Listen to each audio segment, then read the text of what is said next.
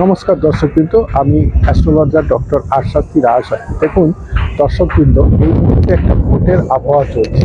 সবাই ভোট নিয়ে খুব ব্যস্ত এবং সবাই অনেকেই আছে যারা রাজনীতি ব্যক্তিত্ব, তারা ভোটে দাঁড়িয়েছেন এবং ভোটে জেতার জন্যে আমরণ চেষ্টা করছে। কিন্তু দর্শকবৃন্দ, আমি সবার জন্য একটাই কথা বলবো যে ভোটে তখনই জিততে পারবেন যে সমস্ত নেতা নেত্রীরা ভোটে দাঁড়িয়েছেন বা আগামী দিনে আরও দাঁড়িয়ে জেতার চিন্তা করছেন, তখনই জিততে পারবেন যখন তাদের হরোস্কোপ বা জন্মছকের লগ্ন, পঞ্চম, নবম, ষষ্ঠ এবং তার সঙ্গে বুধ, বৃহস্পতি, রাহু, তার সঙ্গে রবি, মঙ্গল, এগুলো শক্তিশালী হবে।